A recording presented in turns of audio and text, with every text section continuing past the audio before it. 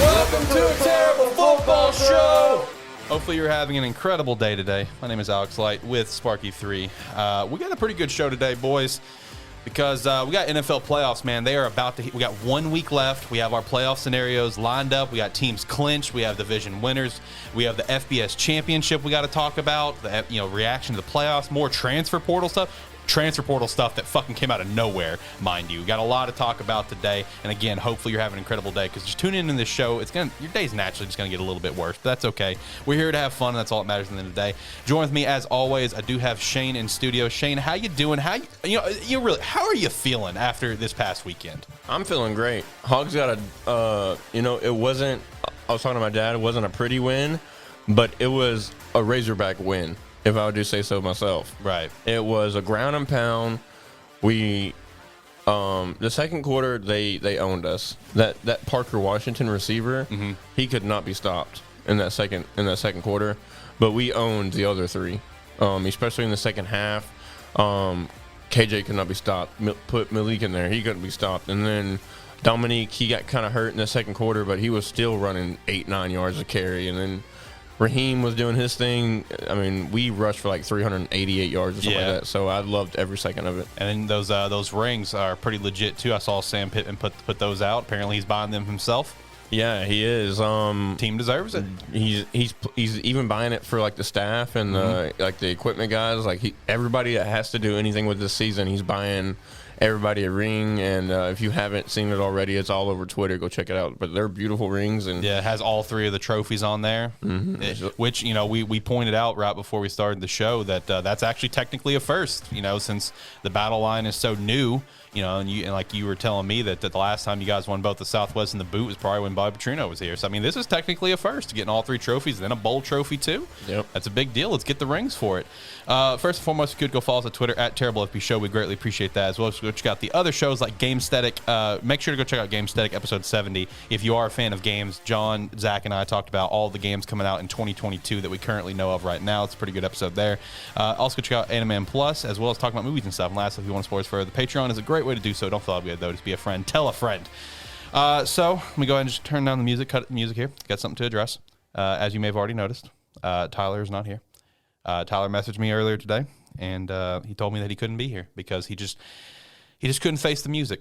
He was dodging you, Shane, for weeks. He was scared to come in and fight. And now that the Outback Bowl is all said and done, he just couldn't do it, man. He couldn't come in. He just couldn't take heat from not only one Razorback fan, but two Razorback fans. Because we have a guest here today. His name is Josh, also known as IggYxx, one of Shane's buddies. Josh, how are you doing today, my friend? Diehard Razorback fan. How are you feeling after this past weekend? Oh, I feel phenomenal, man. It was such a good game to watch. We watched it during our 24-hour stream. So, that was a little bit technical to work on, but it was a great game. Yeah, I imagine being a Razorback fan, everyone just feels in a pretty good headspace. They feel pretty good about where the team's at as a whole. I'm obviously I have no ties to the teams, but looking from the outside in, I can only imagine that you guys just feel in a pretty good place. It's kind of how I feel right now with our new head coach down in Miami. Tyler Van Dyke at quarterback. I feel like our future's bright, and I imagine that you guys both feel the same about Arkansas. Yeah, most definitely. The thing is, like, as a Razorback fan, I want to say next year can even be better, but as somebody that's also unbiased at times, especially while doing this podcast. You got to be unbiased at times. I try to be as much as possible while doing stuff like this. We're losing a lot of pieces. Right. I mean, we had 3 more players announced that they're leaving for the draft right after the bowl game. Mm-hmm. And, I mean, that defense is going to be depleted. I know we got 2 defensive ends coming in. We got a receiver coming in. We got some pretty talented recruits coming in. We have a top 15 recruiting class coming in, but I mean, next year we're still going to have, for the 3rd straight year in a row, Arkansas is going to have the #1 toughest schedule in the country. Mm-hmm. So, again, I'm going to leave my hopes up. I don't know what the schedule is going to last as far as on like record wise right now. It's way too early to do that, but I'm not going to try to get my hopes up right now. That's fair. That's fair. Just be realistic. Keep it meant to a minimum for now until we actually start to see something on the field. Well, before we actually jump into everything, Josh, why don't you take a moment to the listeners a little bit about yourself? Where they can find you, what you enjoy to stream and stuff. The floor is yours. Let's talk about it. What do you like to do? Honestly, man, I like to game a lot. Probably a little too much sometimes. I hear that. I play Fortnite with Shane all the time, even though sometimes I'll be like, man, I really want to play something else. He's like, nah, man, we're getting dubs, man. But it'd be like that sometimes. We just started playing Madden again. Been having a blast with that. Mainly stream just pretty much anything I'm playing. I play Madden, Fortnite. Was playing Call of Duty. Now it's trash. We won't go there. That's something to talk about a different day. I tried out that Super People game the other day. Was pretty dope. Just pretty much anything.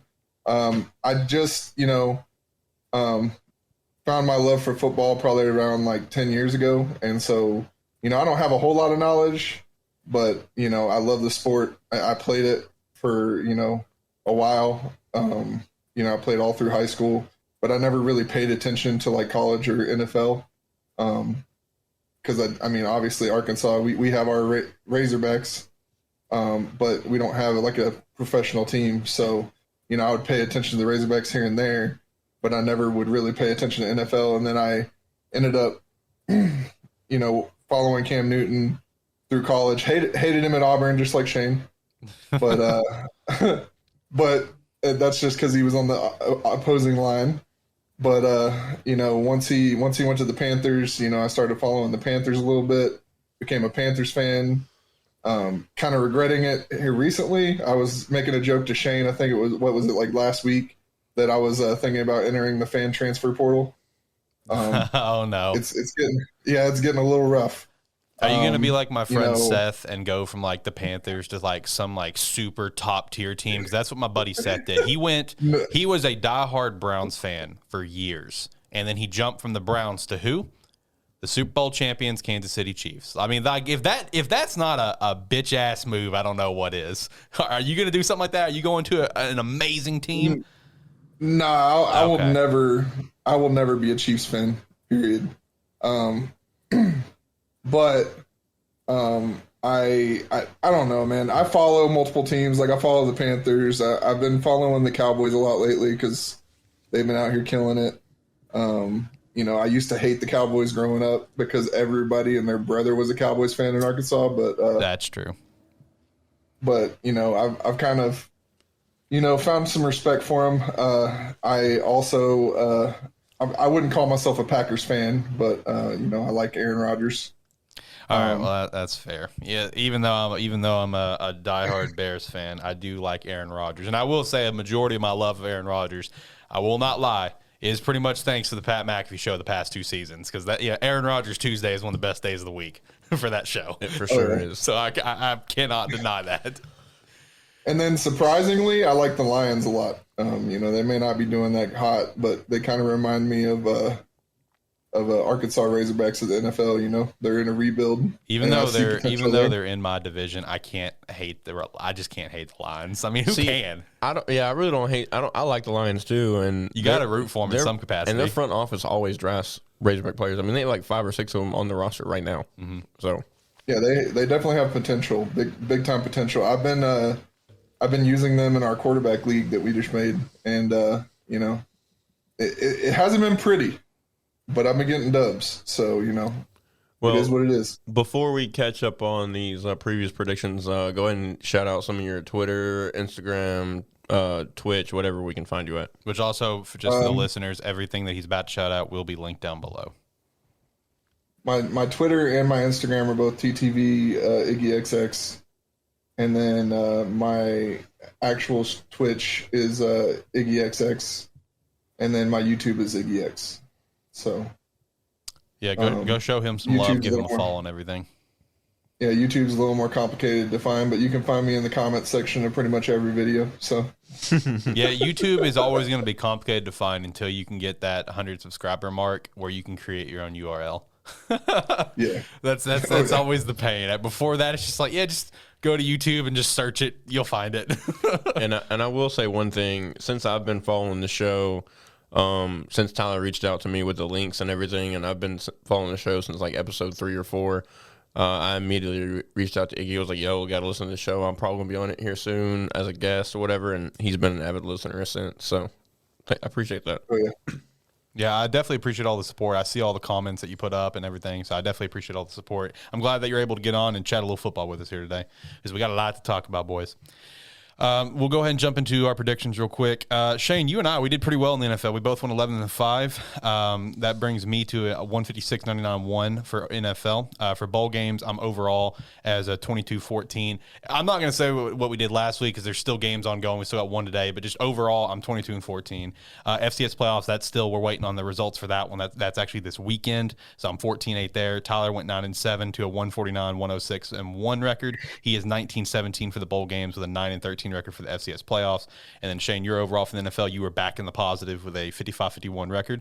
For bowl games, you are 21-15, man. Me and you are fucking close. Me and you are staying close on this shit. Like, because the FCS playoffs, you're 13-9, I'm 14. We're fucking close with each other. I'm a game behind you in the bowl games, and a game behind you on the playoffs. Dude, it's so goddamn close. Going over to the spreads, I didn't do great on either or. But, hey, betting is on its way for us. So I've got to get this shit together. I'm going to figure it out. Okay. I went 2-4 for college, bringing me to a 17-19. I went 2-4 for the NFL, bringing me to an 18-16. Tyler went 2-4 for college as well, bringing him to a 12-24. that guy never needs to bet for the rest of his life, because he also went 1-5 in the NFL, bringing him to a 15-19. Shane, you went 3-3 in college, bringing you to 23-15. You also went 4-2 in the NFL, bringing you to a 19-15. All I gotta say is I'm happy I'm at least winning in my own spreads. Yeah, at least he's winning in the section that belongs to him. All right, so let's jump into the talking points. We've already kind of been talking about it, but first off, I actually had the Arkansas stuff. Do you boys have more you want to chat about involving that? Any more thoughts? No, not really. I would just like to add, I mean, again, it's something that's going to be historic. It's going to be something that's going to be remembered by Razorback fans for many, many, many years. Especially, I think it's not only because it's the first time that it's happened that we've won all of our rival trophies and a bowl game trophies in the year. Yep. But to go from what we've been the last not only 2 years, but the last 8 years, going through John L. Smith and Brett Bielema and then Shad Morris, and then being where we are now. So it's definitely looking up, and I'm definitely ready for the future. Again, I don't know how well that's going to be, like, immediately as far as I think next year, but I think like the year after, though. Yeah, definitely looking forward to years to come, though. I think Sam Pittman is a guy. I can see him being here for 10 years and retiring. So I'm here for it. So, what about you, Josh? Yeah, any more thoughts on it? Yeah, I'm kind of the same way, man. I can see the light at the end of the tunnel, and it's the future's looking bright for sure. Whenever I was listening to you guys' live stream, you guys were listening to the game, and one particular thing that I heard one of the commentators say is that Arkansas fans went through their rough patch, and Arkansas fans have been through the dirt. So, just the commentator was talking about how Arkansas fans are now reached a point where it's like, you guys deserve this kind of thing. Most definitely. And because once you look back at it, Arkansas football, I mean, of course, there's been years that we've been bad, but we've never stooped that low, Like when you guys had Chad. Yeah. Going winless in the SEC so many times, not even competing, not even, it'd be another thing as if we were competing and just losing games, by, a score. No, we were getting, Division II teams were coming in there and making us look bad. Right.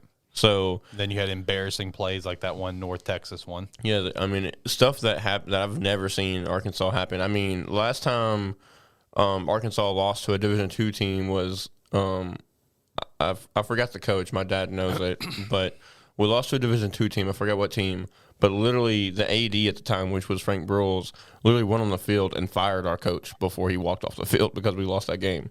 So which that kind of speaks to him, because Frank Broyles kind of had this expectation of what he wanted Razorback football to be, because, he is Razorback football. Right. So he would, I would hate to see what Frank Broyles would have seen if he was around to see what Chad Morris did to the program. But, we're moving on up. So, again, looking forward to it. And I will add one last thing before we move on here. And this is, again, coming from someone who's not an Arkansas fan. While I don't care for the Razorbacks and I don't follow them really in any capacity outside of this show, and because I know people that are Razorback fans, one thing that I have always respected about the program is just how high of a regard they are held. Because, you can look at certain programs across the country, right, that have, any sort of pro athletics within the state. And it's just like, while a program can be held in such high regard, you have to also remember, well, there's also a pro team here, like Miami. Miami is held in a very high regard, but there's also Tampa Bay Buccaneers. There's the Miami Dolphins, which has a rich history, et cetera. You have other athletics, Miami Heat, et cetera. But like when it comes to teams like Alabama or Arkansas, for two great examples that don't have that pro team, like legitimately pro team. I'm not going to count Alabama with like the Birmingham Iron when they had that bullshit league, but like a legitimate pro team, like that program is held in such an unbelievably high regard because that is your pro team for your state. So that's one thing I've always respected about Arkansas is that of how high of a what the standard is meant to be. And I do feel like you guys are in that position to now hold that standard for years to come with Sam Pittman and the places that are being put into place here. Most definitely. And another thing is as well that it can kind of come with some downside, right? Arkansas fans almost get like a bad rep because we are so passionate, right? Right. And I've said this a couple times on the show. You do bad, and we're gonna dog you even worse than what you are playing. Mm-hmm. If you do mediocre, we're gonna make you look bad. But if you're doing great, if you're doing good, we'll hype you up to where you think you're the best coach in the world. Right. So it's kind of a hit or miss there. It's kind of tough, especially from a person that is a diehard Razorback fan. And on Saturdays or on Friday when we play, last game of the year, day after Thanksgiving, I am completely completely biased. It's unreal. But the other 6 days of the week, I try to be as unbiased and look at it as far as a football standpoint, right, to where I'm not one of those fans that, we ran the ball 40 times during Penn State, fire Kendall Briles. Like, I try not to be that way, but, right, it is what it is. Yeah, be a football fan first and insert favorite team name here second. Yeah, that's how I basically live my life with sports. But let's jump over to the next topic. Let's jump into something that I'm pretty sure I don't think there's a single person that was not shocked by this news. Absolute stud, potential face of college football. We'll see. Caleb Williams has entered the transfer portal. Now he does. It is kind of said that he could return to Oklahoma, but I don't think he's going to return to Oklahoma now because tying into that, Dillon Gabirel flipped from UCLA to OU as well. So to me, that indicates Caleb is, in fact, gone. That's wild to me. That's nothing. I understand Lincoln is gone. I get it. But I did not see Caleb Williams ditching OU. What was you boys' thoughts on this? Because this really came out of left field. Yeah, it was kind of crazy. I have a good friend of mine, Clifton. He listens to the show.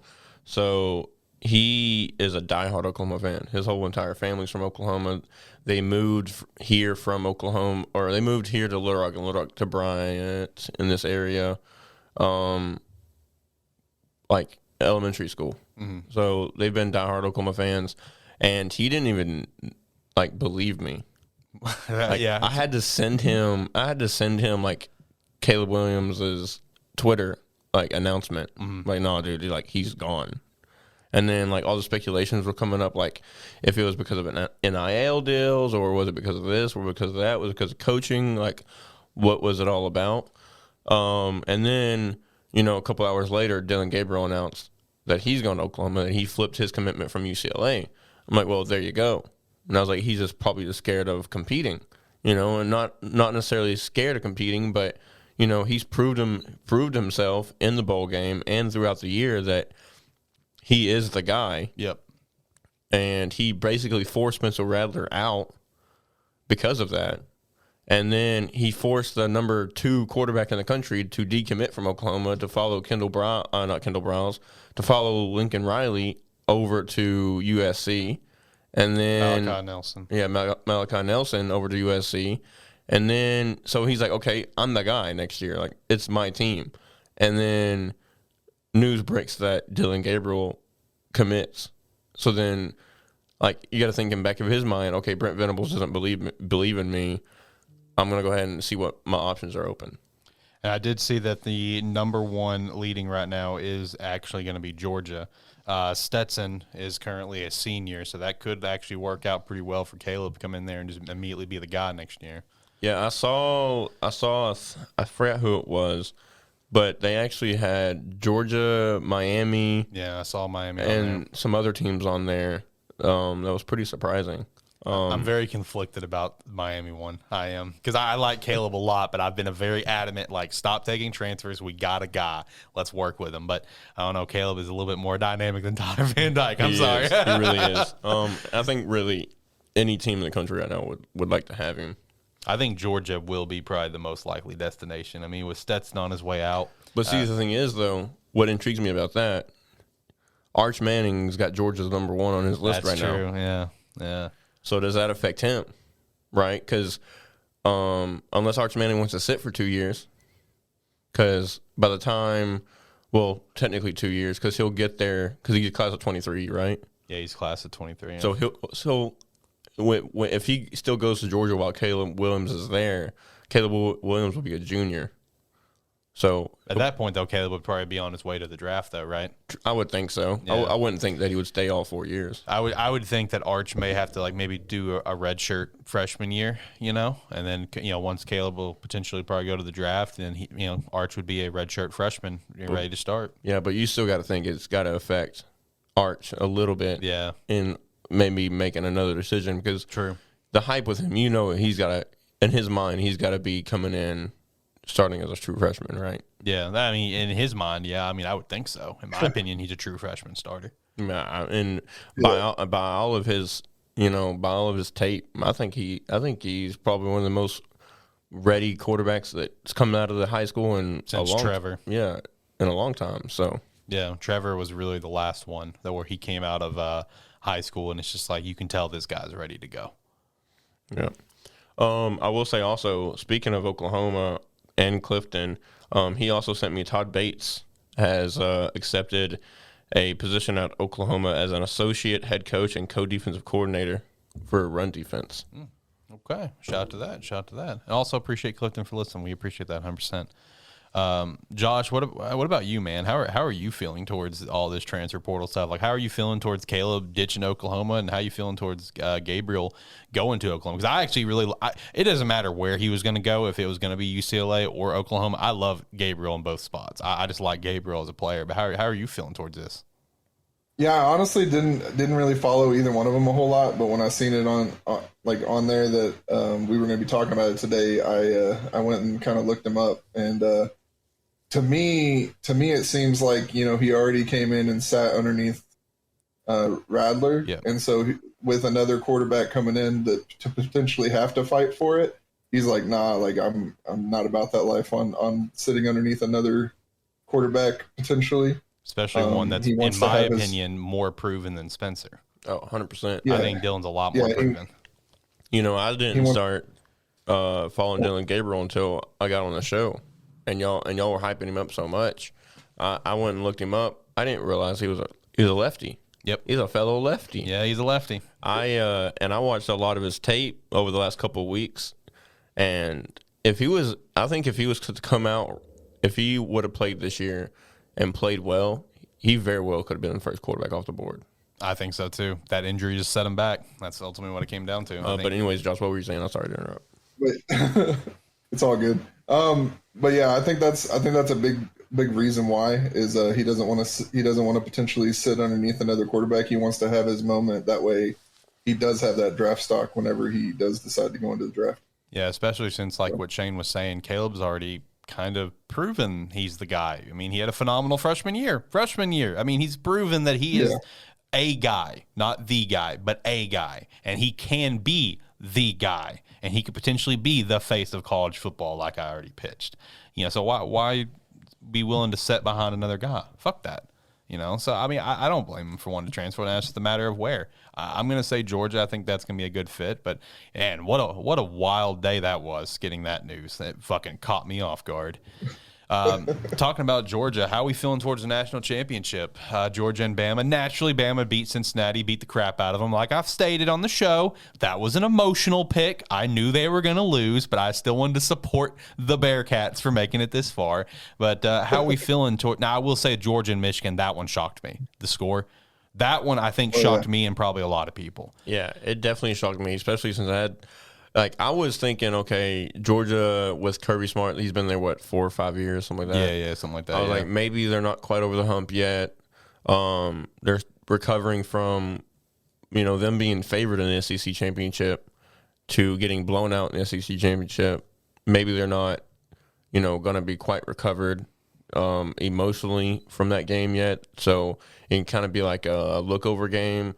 And I thought Michigan was going to I thought Aiden Hutchinson and the other defensive end, I forgot his name, was going to be able to get penetration on the edges to slow them down, to get pressure to Bennett, but it just couldn't happen. It didn't happen. And Stetson Bennett made them pay for it. Right. So how are we feeling towards the championship? Josh, go ahead and take lead on this. I honestly think that Georgia's gonna come out with a vengeance and make Bama pay for completely embarrassing them in the SEC championship. Fair. That's just how I feel. I may be a little teensy bit biased there because I hate Bama more than Georgia. Fair. But I just feel like they got practically embarrassed in the SEC championship, and there's no way that it doesn't at least be a closer game. If not a closer game, then I feel like Alabama's going to come in overconfident and end up getting kerschmacked by Georgia. So, see, I'm a strong believer in I believe it when I see it kind of thing. Mm-hmm. I do believe that it gives them extra motivation to play a little bit harder because they probably came into the SEC championship with a big head. Like, okay, we are the guys to beat. And Alabama's like, nah. Sit down. Yeah. Nah, son, we are still daddy in the SEC. All right.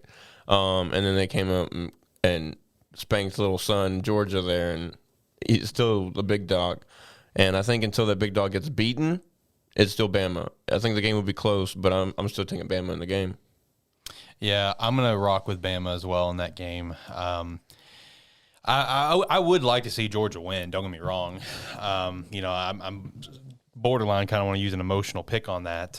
But I don't know. I in my opinion, I think the big difference is I do think it's offense. I think that's the big difference between the two. I'm not going to sit here and say Georgia's offense is bad because by obviously no means they are. But when you compare the two offenses, I don't think there is a comparison. I just don't.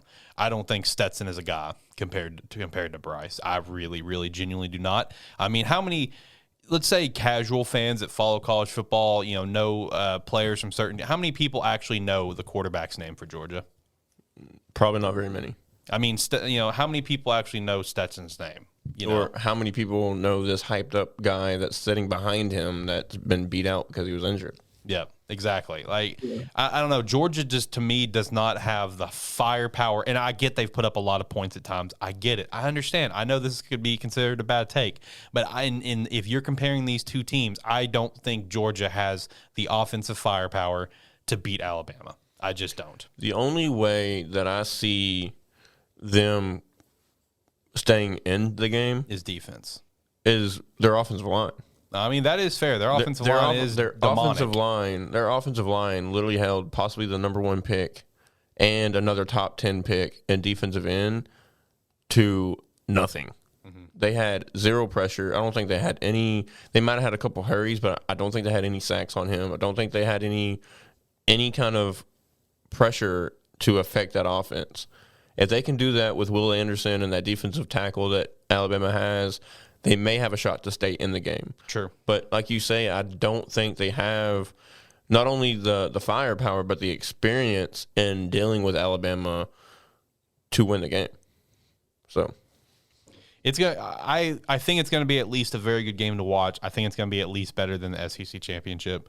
And ultimately, at the end of the day, I feel like that's what's important as a football fan is that we get to at least watch a pretty solid game. And hopefully this weekend also has a pretty solid game with the FCS championship as well of North Dakota State and Montana State. Hopefully that's also going to be a fun game to watch. Let's hop over to some NFL talks, though, because I want to kick things off with the wildest story to happen this past weekend. Like, Jesus Christ. The wildest story by far. And that's Antonio fucking Brown. What the hell happened there? Like, this dude went on full-blown fuck this job mode. Like, I've heard multiple stories coming out now. I've heard stories where he thought that his ankle wasn't good enough to play and he was told to leave. I was told he was being forced to try to play. I don't know. But regardless, there's a better way to handle this situation than what he did. So at first glance, when I strictly saw the video. Yeah. And it was a fan video. Yep. It was Mike Evans going Trying over to there talk him down. trying to talk him down. And then Antonio Brown was kind of like shoved his arms away and like took off his pads, threw his shirt and gloves into the stands, and pretty much just walked off just basically in the nicest way possible, flipping off everybody and just walked down to the thing. Yep. I was like, okay, well, that's Antonio Brown. That's one of his rants. He's done for. Like, he's like, no one will ever pick him up in the NFL again. Like, his career is done. Same. I consider that. But then probably a couple hours later, news broke that it could possibly be that there was some shady stuff going on with the staff, keeping him out of the game because they didn't want to pay him his incentives. Yep. And I was like, well, if that's the case, I completely agree with Antonio Brown. That's some shady shit. Agreed. And then news broke today. I don't know if you've seen it. It was because of his injury. He felt personally that he was not 100% and he didn't want to go out there and risk it. But then Bruce Arians and the offense coordinator said, well, if you do not want to play, then leave. And he's left. So what's the real story? Well, I don't know if we'll, I don't know. I don't know if we'll actually know, because because now, Bruce Arians came out and said that he's just no longer a Buck, but they haven't actually cut him yet. It's been a few days now, a couple days, and he's still technically a Tampa Bay Buccaneer. He has not been released yet. So what the hell is the actual story? I don't know. Is it the injury? Is it the incentive? I don't know. I would bank money personally on the injury angle. When you have Tom Brady as your quarterback, I don't think Tom's going to allow a team to not get a player his incentives, especially a player that Tom has openly gone on record supporting, even living in Tom Brady's house up in New England when Antonio was there for a few weeks. Like Antonio and AB and Tom Brady, like they're good friends. Like when your quarterback's Tom, you're not going to not get your yards and stuff to get incentives. Tom's not going to let that happen. Tom would take a pay cut to make sure a player got that incentive. I mean, that's just the facts. Yeah. So I would bank on the injury angle, which, I mean, if that's the case, like, I don't know. It's tough to decide. I will say this. I hate Antonio Brown. I think he's a massive fucking clown.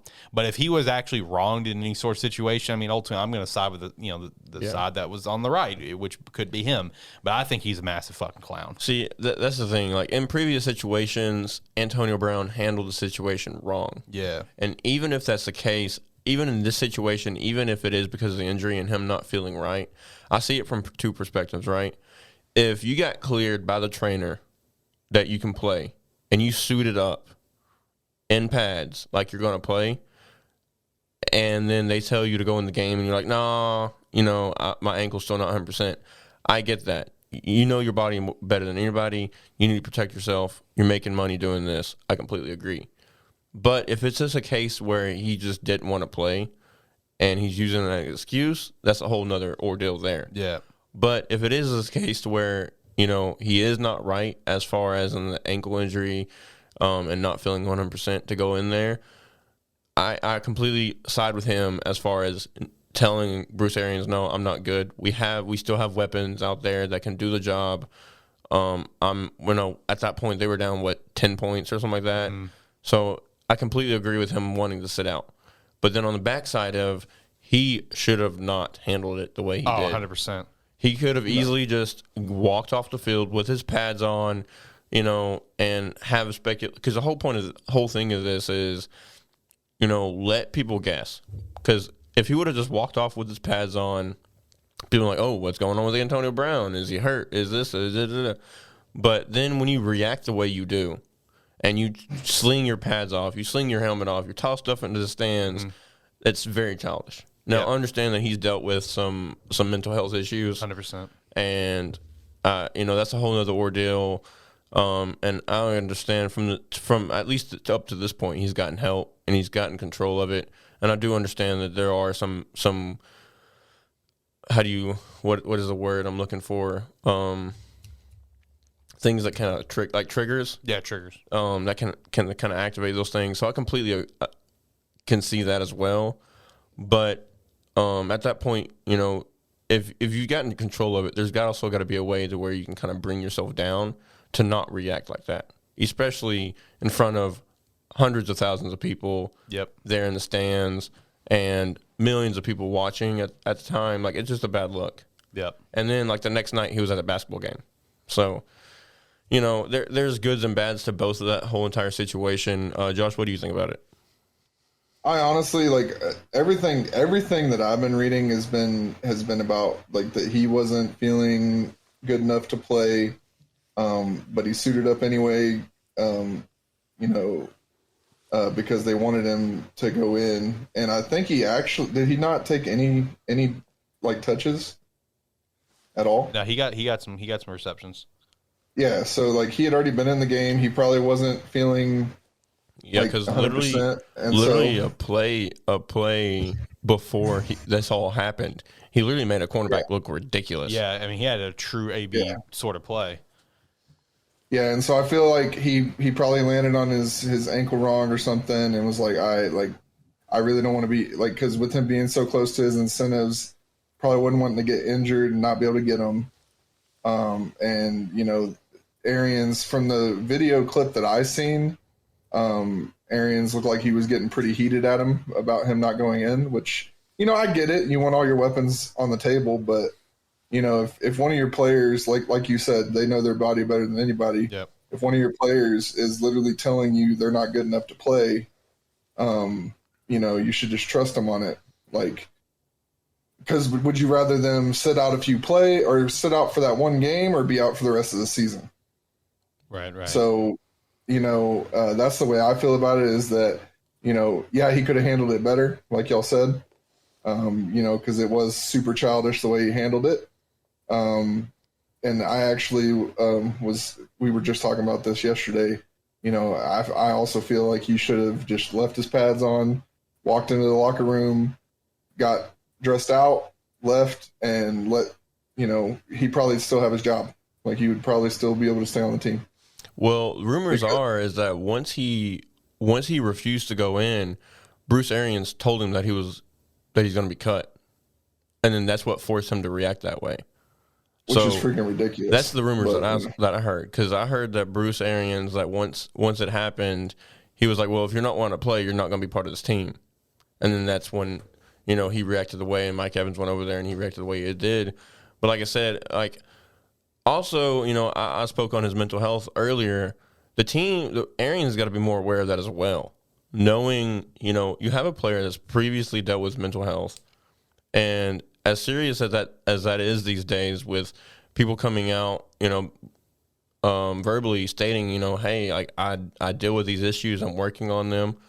Like, you've got to be cautious with that. And for Bruce Arians to get so heated, to tell him mid-game, like, okay, well, if you're not wanting to play, you're no longer on the team. Like, of course that's going to upset him, with whatever he's dealing with. So, I understand the reaction.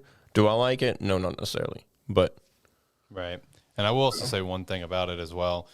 And I'm not going to sit here and defend Bruce Arians in this regard. And I'm not, going to necessarily defend anything that he said in terms like, if you don't want to play, you're not part of this team.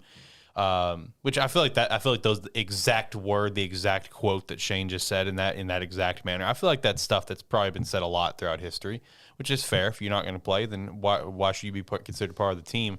But in AB's case, I mean, in Bruce's mindset as the head coach of this team, and I think also, I know they do have a GM, but in this case, I feel like Bruce also kind of acts like a GM as well. You got to remember, like, AB was already on a very, very short leash, because honestly, I'm shocked that he wasn't cut after the fake vaccination card. I mean, that to me, if I was a GM or a coach, I mean, he would have been gone, because that's just like, you know, that's a big deal in the current world that we're in, is that you have a fake COVID vaccination card. So, I mean, because of that and just other instances that's popped up, and, you know, he was already on a short leash, and maybe it's just kind of I feel like both parties fucked up here is what I'm trying to get to, is that while he was on a short leash where it's just like, I can understand why he's saying, like, this is the final straw sort of thing, Bruce could have handled it in a different way, just like AB could have handled it in a different way. Oh, either way, it's better for the two to go separate ways, you know, AB and the team, based on a pileup of things AB has done, but on both sides of things, I feel like it could have been handled differently.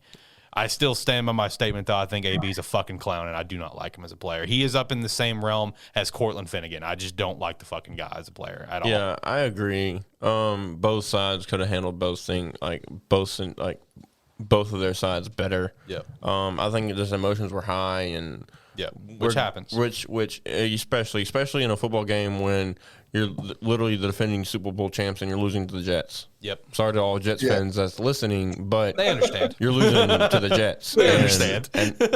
And at that point, it wasn't even close. I mean, they were down by at least 2 scores from what I remember. Yep. So it's like, okay, you know, they're already getting heated that they're losing to this team, and then all this stuff happens, and miraculously they come back and win because it's the Jets. So, you know, but again, like, both sides could have done things better.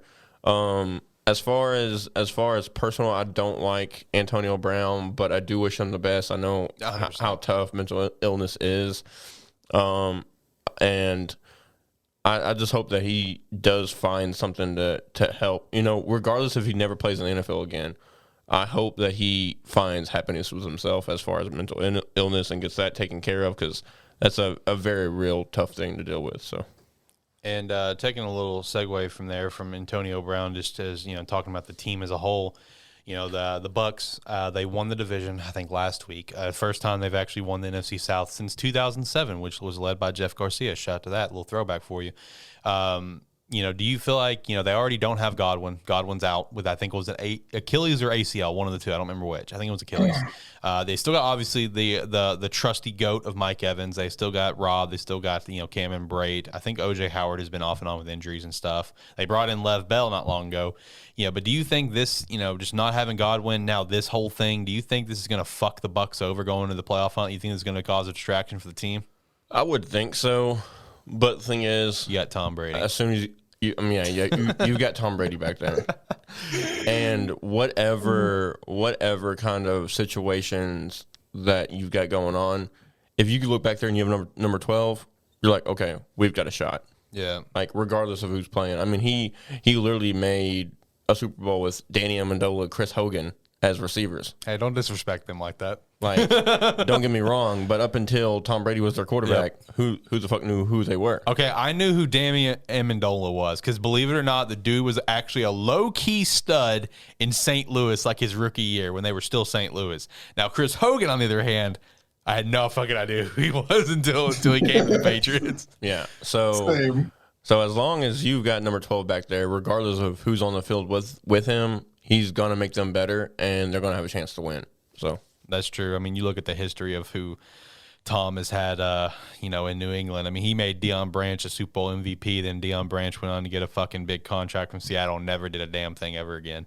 Yeah. So, no, I mean, that is true. I do feel like it could cause some distractions for the team, and I feel like it could possibly hit them in the side a little bit. But at the end of the day, they do still have Tom, so they're going to have a shot. Next thing that I want to jump over to is I've seen these a little bit off and on recently, but just today they've been really fucking heating up. What do you guys think about the possibility of Jim Harbaugh coming back up to the NFL ranks? Because I've seen some rumors off and on about it. I've seen some ties to the Bears. Is one of the most common ties that I've seen, obviously, him being a former first-round draft pick of the Bears. But you know, just today alone, I've seen a lot of heat, you know, picking up right now about Jim Harbaugh coming back to the NFL. How you guys feeling about that? I don't see a reason why he would. Leave his alma mater. Yeah, leave his alma mater. He's got a star-studded freshman quarterback.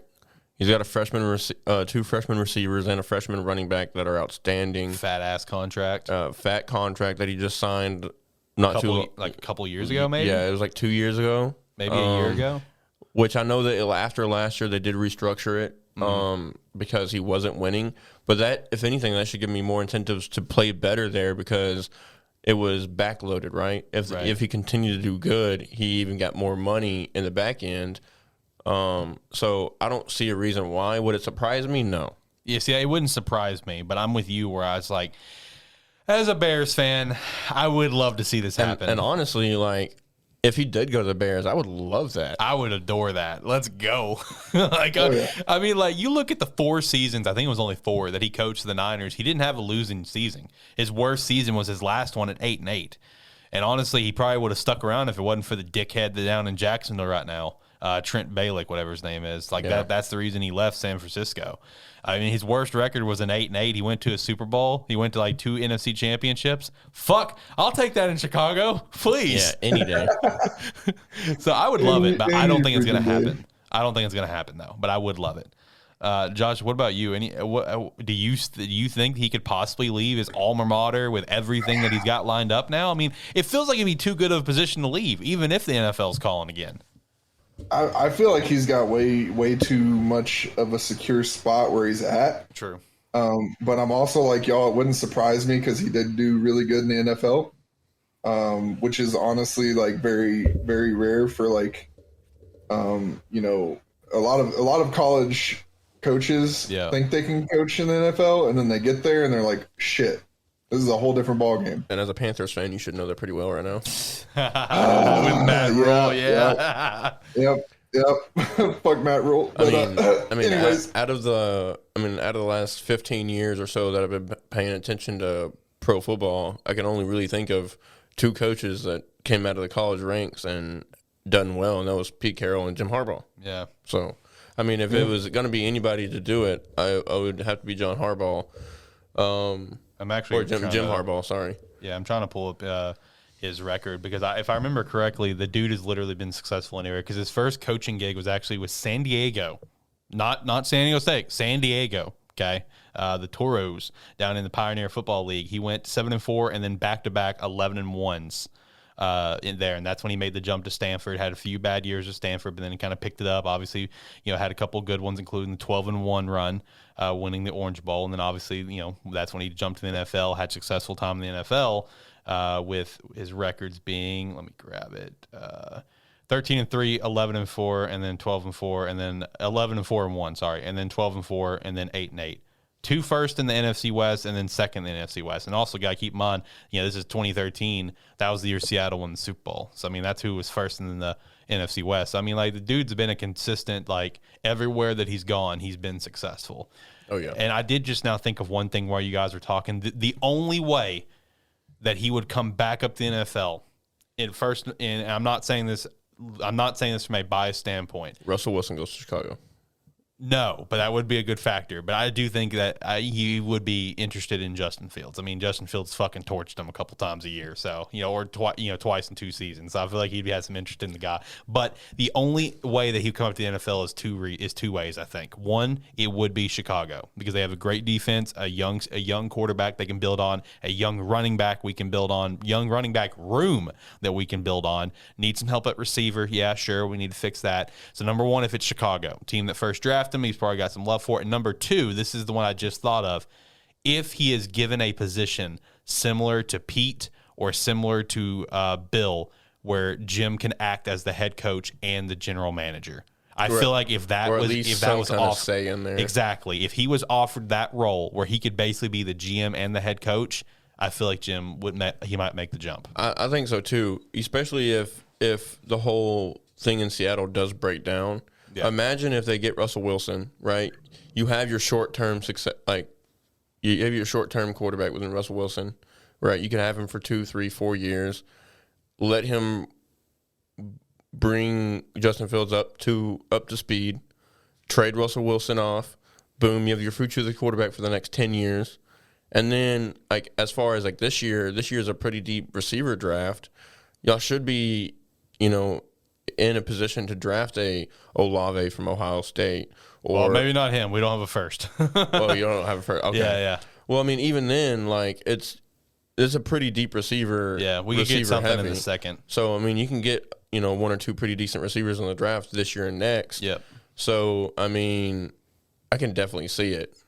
That's why it doesn't surprise me. I don't think it'll happen, but no, it won't. Simply because we don't have the firsts to do any firepower to get Russell. Plus, if we did that, I feel like Justin would probably be like, "All right, well, I'm out. Fuck this, trade me," which I wouldn't blame him. But I will say, in Russell's case, I think the most likely destination for him is actually going to be New York. They got the firepower. They have 2 top 10 first picks, thanks to our pick, and the Giants sucking. I feel like Giants could be a legitimate destination for Russell Wilson if things fall short this offseason with Seattle, just because they have the firepower to make it happen. Well, and Josh, kind of going to your side of the country there. He is a North Carolina bred guy. Yeah, Carolina has the picks and some players there to trade for him. Yeah, true. That's true. Could get Russ down and be a Panther. How you feeling about that? I mean, that would be great, but I honestly feel like, and honestly, he'd be a great fit for Matt Rule's offense. Yeah, I feel like we're a quarterback graveyard at this point. Honestly, oh come on! I feel like we're where the quarterbacks go to die, dude. He's only killed 3 quarterbacks since he's been there. That's true. Well, 4. Only 3. 4 if you count PJ Walker, but yeah, but he's trying this whole rotating quarterback stuff, and I'm not a big fan of it. Like, it is what it is. Like, I get it. Like, Cam doesn't know the offense as well as like Sam and PJ do, but like, I feel like you need to pick one of them and just let them do their thing, and then just bring in. I see bringing in Cam on, like, if we need to do a goal line stand. Yeah, on the goal line and stuff like that. This is what I would do as Carolina, which I don't think they're going to do. I think pretty much Cam Newton's done. He'll probably be a free agent after this year.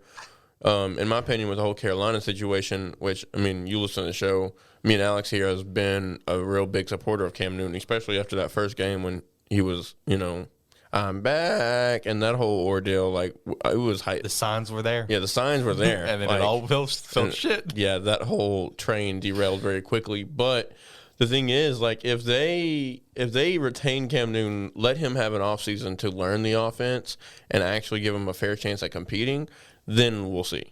Yeah. But I don't think that's going to happen. No, neither. Well, and pick up some freaking offensive linemen and sack some of the freaking people that we have now, because our offensive line, no matter what quarterback's been in there, has just been letting them get fucking punished all season. Yeah, and I mean, that's where kind of Seattle and Carolina is there is, their biggest thing. They have weapons, but the offensive and defensive line are suffering. So that's definitely their both things. But kind of moving on from this situation, Washington announced that February 2nd they're going to be announcing their new logo and name. I'm actually low-key excited for this. I'm not even going to lie. Yeah, I don't know why I'm so excited for it, but I am. Just because I guess it feels like, it feels kind of just fresh to the league, Like, oh, look, something new to look at. Feels like Christmas. Yeah, it does. What was it, the Indians that are the Guardians now in baseball? Yeah, the Indians became the Guardians over there. And I did see that the Guardians was actually a potential for Washington, which is funny because that's no, they're the DC Defenders is the XFL team, which I also saw Defenders was a possibility for the NFL team. The one name I saw trending a lot was Commanders. Was a name that I saw trending a lot. I still would like one of two. Give me the Red Wolves. I think that one would be pretty cool. Or give me like the Red Hogs or something. Because I mean, the fan base has always been known as like the pig pen, whatever. They have like that section, and then of course you have the Hogs offensive line from their legendary couple Super Bowl runs. If they name anything with Hog, I may be an instant Washington fan. Thanks. Yeah, like I would expect that. I may go by. Now, they have 2 Razorbacks on their defense starting right now. Right. And not Dre Greenlaw, Scooter Harris and Cam Curl, who have been playing great for them. Yeah. Hey, So I may have to buy me a jersey. And also, I mean, if even if they do Red Hogs or Red Wolves, Arkansas State. So either way, I feel like it's destined right now for you to become a Washington fan. I think they may be my number one team after that. Yeah. I think it has to be. Got a great head coach, Ron Rivera, who I've always liked. Ron Rivera is great. Former Chicago Bear, former Carolina Panther. Both of you may have to. This everything's lining up. This may have to happen. Shane may say fuck Denver, fuck Seattle, fuck Green Bay. He may say fuck those and go to Washington. Like it may happen. You know what? If you do, I would actually really like that and welcome that, because I know a Seattle fan, I know a Denver fan, I know a Packers fan, I don't know a Washington fan. So let's add this to my life. Hey, you may know two come February 2nd. We'll see. Like I said, I'm betting on Red Wolves or Red Hogs. That's what I think it's going to be. What I've also seen is the Warriors. I've seen the Washington Warriors. Yeah, I've seen Warriors as well, which would be all right. But I would prefer the Hogs and the Wolves. I think that'd be pretty cool. I think the Red Hogs would be dope. Yeah, it would make sense. The fan base, you already got the pig pen, got the Hogs. Like I said, legendary offensive line. Let's do that. Looking forward to that. Looking forward to following up on that. You want to jump? Let's jump into some playoffs. Because we've got a lot of stuff already kind of lined up right now. So we'll start with the AFC. So we currently have Tennessee, KC, and Cincy all locked for the playoffs and already locked up their divisions. Buffalo is locked for the playoffs. New England's locked for the playoffs, but it's up in the air who's going to be the division winner based on how these weekends' games goes. There are 2 spots left in the AFC. Indianapolis, Chargers, Vegas, Pitt, Baltimore, all kind of fighting for it, but Indianapolis is playing Jacksonville. If they win, they're in. I see no reason why Indy's going to lose. And then Sunday Night Football, we got the Chargers and the Raiders. And it's down to that game. One of them, they win, they're in. So Chargers or Vegas, 100% in. So it's really up to kind of Indy. If Indy would happen to lose to Jacksonville, then it opens the door for Pitt and Baltimore. But again, I don't see that happening. So it's just going to be Indy and the winner of that, which the Chargers-Vegas game is going to be kind of tough. Darren Waller supposedly coming back good for Sunday Night Football. I will say if Vegas wins and gets in, bro, you got to keep in mind they have an interim head coach. You got to give that guy a lot of respect, for turning it around after what happened with John Gruden. Oh, yeah. Especially with the downfall that they had. Like, they were pitiful. Yeah. And then the whole ordeal came out with John Gruden. Yep. And then for them to come out and possibly have a playoff spot with an interim head coach, it's definitely impressive. And then the one thing about the AFC as well is that the number 1 spot hasn't been locked up, which another coach to talk about is Mike Vrabel. You lose Derrick Henry, everyone in the world assumes your season's done. And since Derrick Henry's been gone, Tennessee is still dominating in a run game. They're getting it done with with Ryan Tannehill, and potentially going to be the number 1 seed in the AFC. Got to give some respect to Mike. Yeah, and I think you've also got to give some respect to Ryan Tannehill. I mean, who would have thought this, 5-6 years ago when he was in Miami? Right, exactly. But no, that number 1 seed, man, for the AFC, that's what's going to be a little up in the air. Because let me pull it up real quick again. I think if Tennessee just wins, they get the number 1 seed. Yeah, if they win and they beat Houston, 4-12, Houston led by long neck Davis Mills, then they're good to go. If Houston gets that dub, that's when it's going to open the door for KC. But if KC happens to lose to Denver on Saturday, by the way, we have 2 Saturday games with KC and Denver, and then Dallas and Philly. Then in my opinion, I feel like with how everything's laid out, I feel like Tennessee's good to go. They're going to be the number 1 seed and get the bye. Yeah. Buffalo clinches the East Division if Houston wins. If Houston beats Tennessee, Buffalo will clinch if Buffalo wins, or a New England loss. Yeah. Buffalo's just got to beat the Jets, and they've got the East. Yeah. And they're good there. And then, Kansas City is not Kansas City, Cincinnati, they have a lot of pieces that need to fall into place for them to get the 1 seed. So they'll need a Cincinnati win, a Tennessee loss, a Kansas City loss, and a New England loss or tie. Yep, and they can get the 1. Yeah, or they would need Cincinnati win, Tennessee loss, Kansas City loss, Buffalo win in order to get the number 1 seed.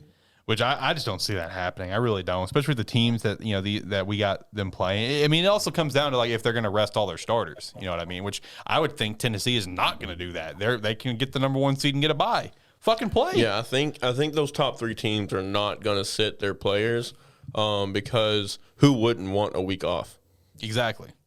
Exactly. So in my mind, Tennessee's locked in for the first, which if you told me after Derrick Henry went down that Tennessee was going to get the number 1 seed, potentially I would call you a fucking liar. There's no way I would have bought that. Yeah, me neither. No chance. Speaking of Derrick Henry, I got a notification a second ago because I have him in fantasy. Yeah, sad me. But it says Derrick Henry expected at practice Wednesday, which would open a 21-day practice window to activate him from IR. Yeah, there's been a lot of news for about a month now that he could be ready to go for the playoffs, which, man, I got to say, if that ends up being the case. Does that put them in Super Bowl favorites? In my mind, yes, because you have fresh fucking legs on King Henry. True.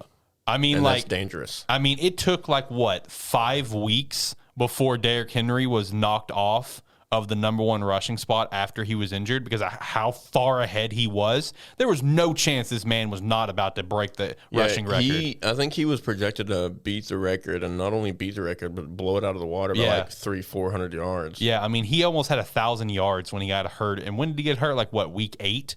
I think it was 7 or 8, the dude got hurt. Maybe week 9, I don't know. But the dude had 975 rushing yards. I mean, this guy was about to blow this record out of the water, and it wasn't even going to be close.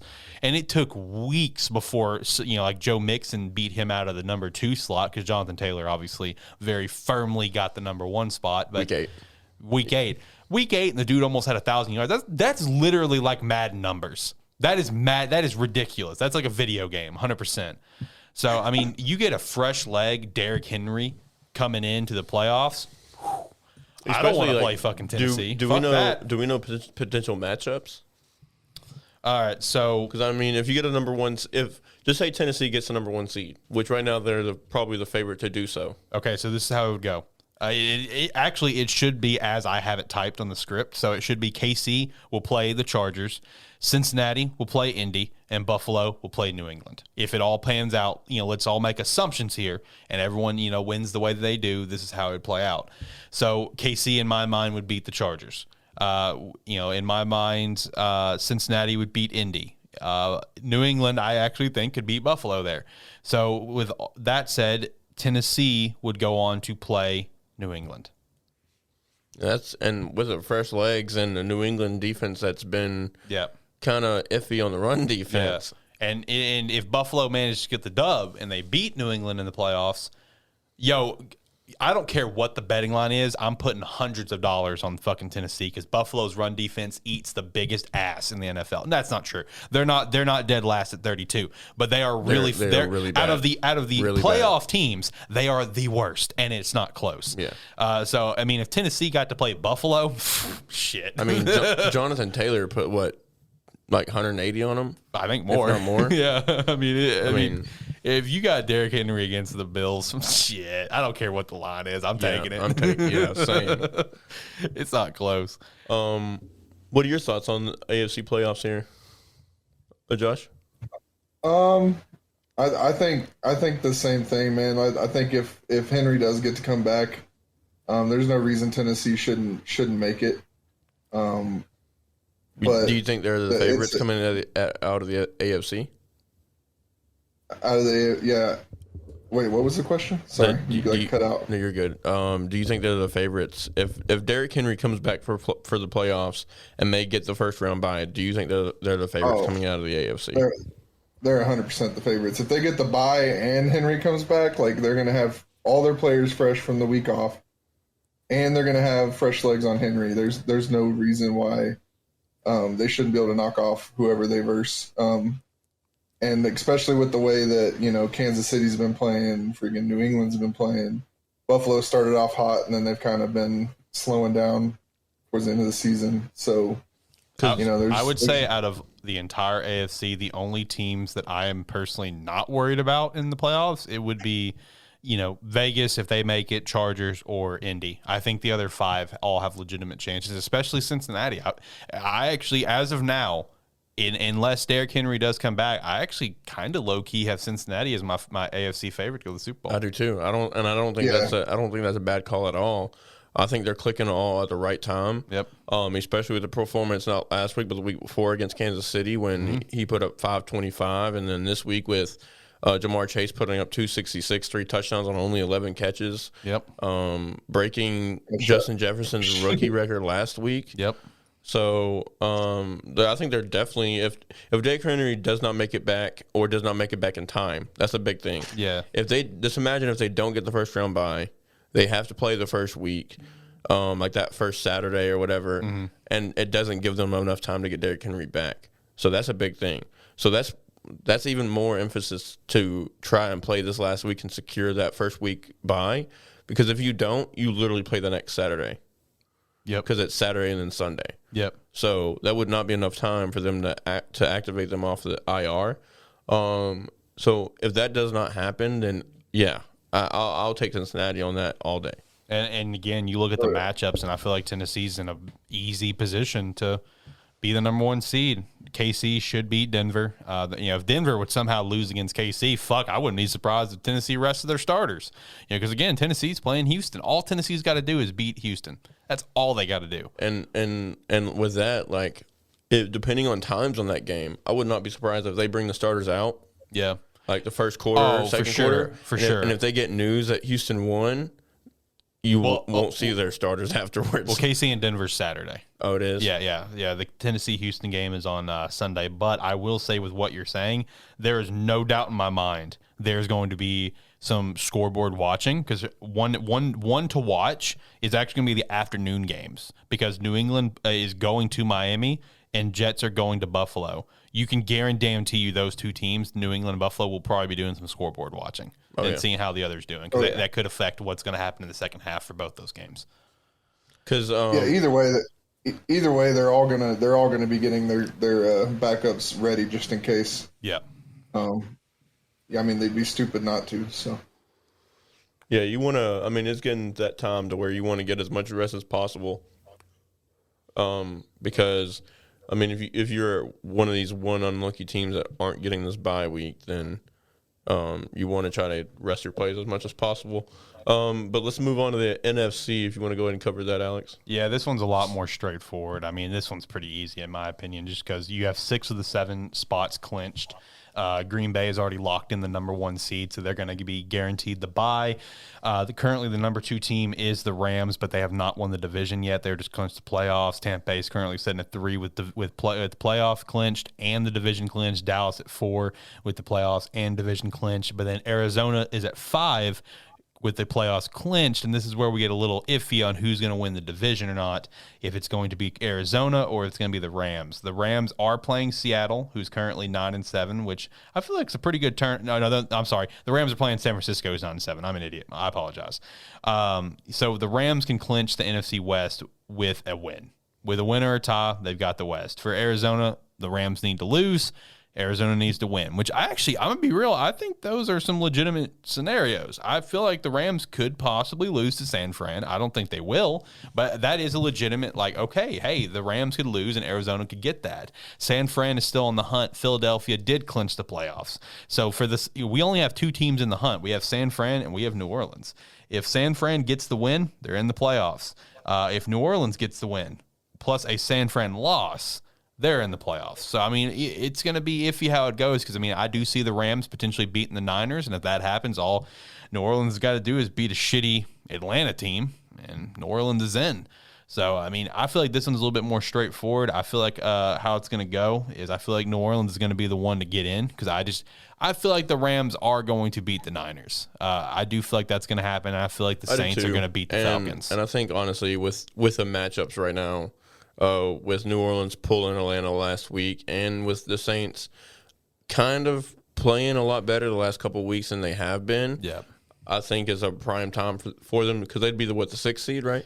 Or they'd get the 7 and then Philly go 6. It would really just depend on how these games go, and with the final records. But they would be 6 or 7 depending on the Philly game. I don't even who does Philly play. Philly plays Dallas, so I'd say Dallas is going to win. So, Philly would lose. I feel like it'd be a toss-up if New Orleans or Philly got the 6th or 7th seed. Well, so that would just come down to tiebreakers. Yeah, do we know who won out of the 2 games in Philly and New Orleans? Did they play this year? I think so. Then I don't remember off the top of my head. But, I mean, it'd just come down to tiebreaker is what it'd come down to. But, I mean, even then, I'm with you. I'm definitely with New Orleans snagging that spot, and San Francisco just falling short.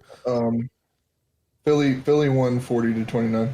Okay, then yeah, Philly would get the 6th So, seed. New Orleans would get the 7th. 7. Okay. So, what are your thoughts about that? Do you think San Fran finds a way to pull out the win against the Rams and stays in that 6th seed, or do you think New Orleans sneaks in there? I honestly think New Orleans is going to sneak in there. I don't see San Fran beating the Rams. You got to keep in honestly. mind as well because they don't have Jimmy G right now. Because he, like, whatever his injury was, it sounded like horribly fucking painful. It was just on his throwing hand, but apparently, like, muscle was torn off the bone, and he's got to have surgery. Like, it sounds really fucking painful. But right now, they do have Trey playing, which, yeah. Yeah, and, with that whole thing, I've talked about this tons of times on the show. I think Trey Lance is still a really good quarterback, but it's just a matter of throwing him into the heat way too early. Oh, yeah. And it's not even, and for San Francisco to speak, it's not even his fault. Like, it's not even their fault. It's just Jimmy G can't stay healthy. Mm-hmm. So I would not be surprised that if they say go ahead and get rid of Jimmy G, get what they can, and just ride with Trey Lance. Right. But moving on, let's talk about some NFL record stats that are over-unders. We'll take some betting odds here, I guess. With some records that could possibly be broken in the last week of the season. Yeah, it's just let's just kind of throw some predictions out there, see if we're going to take the over or under on, see if we think it's going to happen. So I picked out ones that were really close or obviously somewhat close that, who knows, could be possible, probably not, but we'll see. First up is actually the passing yards record, currently still set by Peyton Manning with a 5,477. Tom Brady's currently setting 10 yards away from hitting 5,000. I say under on that. He's not going to throw. I mean, you never know. We've seen some random shit happen in a week. I mean, Joey Burrow threw for 525 on Kansas City. I didn't see that coming. Yeah. So you never know. Tampa could come out. I mean, Tampa's already confirmed to be playing their starters. So that's one thing to keep in mind. I mean, you never know. Tampa could come out and just beat the fuck out of Josh's Carolina Panthers and throw for 500 something yards and maybe break the record. But I'm taking the under on that. Yeah, I as much as I think. They're going to play their starters. I think Tampa Bay is in a mindset that we need to get ready for the playoffs. So they're going to do the bare minimum to win. I don't think they're going to be pushing Tom Brady and the receivers will be like, hey, he needs this record. Because the man's already, he's got a full wall of trophies and accolades and all of this stuff. I don't think they're going to sit there and be like, hey, we need you to go throw for 530 so you can go break this record. What about you, Josh? Well, just specifically because I don't want to see my team done like that, I'm gonna go ahead and take the under. There you go. Next up is the rushing yards. Our current leader is, of course, Jonathan Taylor with 1734. The record is, of course, Eric Dickerson with the 2105. This is actually a two-part question. Part one: do you want to take the over or under if he's going to break the record, which he needs 371 yards to do, or the second part: do you think he'll hit 2,000? He only needs 266 for that. Who are they playing again? They are playing in Jacksonville, so I feel like it could be possible for the 2,000. I feel like he could get 266. It's very possible for them to get to 2,000. I don't think it'll be enough. I might say under. Yeah, I'm going to say under. I think the gap's a little too big because I think at that point, if he's broken 200 yards and got 270 yards rushing, at that point they're going to be winning big. They're going to sit him. Yeah, I mean they're in playoffs. They're not gonna. Again, I don't think they're going to be in a position to where they're gonna. Maybe if they were out of the playoffs, but for some reason Jonathan Taylor was still doing as good as he is now. Right. It would be okay. Well, the one thing we've got going this season is let's see if Jonathan Taylor gets his record. Right. But with them in contention in playoffs, I don't think they're going to push him that hard. Once they get into a good winning position, they'll probably. Yeah. So I'm with you. As much as I would love to see the guy at least get 2,000, I'm going to take under on both. I don't think he's going to get 2,000. Yeah, I agree. Yeah, I'm gonna take under on both also because I agree they're gonna sit him out the second that they get a comfortable enough lead that they don't need him anymore. The next one, this is actually, in my opinion, the second most likely record to get broke potentially this upcoming weekend, and this is the receiving yards. Cooper Kupp, of course, being the leader with 1829. The record is set by Calvin Johnson with the 1964. He needs 135 yards. I personally think it's going to happen. I think Stafford, I think Sean McVay, I think they're going to push to make it happen. Yeah, they seem like the kind of people. To do that. I agree. With Sean McVay being such a young coach and having Bradford there, knowing that he's already a person that's already broke the record with Calvin Johnson, I think with that confidence in him, they may make the emphasis of, okay, let's go out there. Focus Cooper. Yeah, let's go out and get this. Right? Yeah. They're going to be drawing up stuff specifically for Cooper. I will definitely take the over. I think he breaks it. I'm taking the over on that as well. I also am going to take the over on that. I don't think there's any way that he doesn't get that many yards during the game. Now, follow-up, will he set an even higher record, and will he get over 2,000 receiving yards, which has never been done? Very possible. Yeah, I think so. I think he could do it. 171. That's all he needs.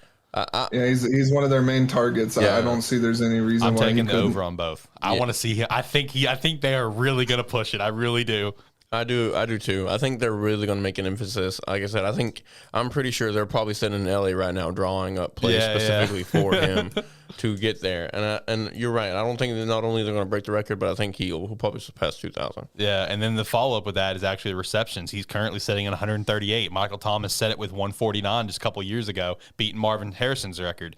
Will he get 149? Will he break it with 150? I think 12 catches. I think this kind of goes hand in hand. It does. In order to get your 174 or whatever he needs for the 2,000 yards. Yep. I think you're going to need over 12 catches to do that. Yeah. How wild is it going to be if he breaks both records in the same game? I think it'll happen. I think it will too. I think we'll be sitting here next week, be like new record holder. Yeah. Yeah. I'm taking the over. Taking the over on that, Josh. Yeah, I'm definitely taking the over on that. Which I would love to see, man. That's easy money right there. I would love it. I really would, because I still remember seeing this dude get drafted, like Cooper Kupp. I remember seeing the guy get drafted. I've been following his story since then. So, I mean, this would be so cool. One that we were following pretty early on in the season as it was really blowing up was in the interception record with Trayvon Diggs. He's currently setting an 11 record, is setting at 14. Couldn't even tell you about who. It's been over like fucking 60 years since that record was set. I don't know. At this point, I'm taking the well under on that one. I mean, he's really trailed off over these past few weeks.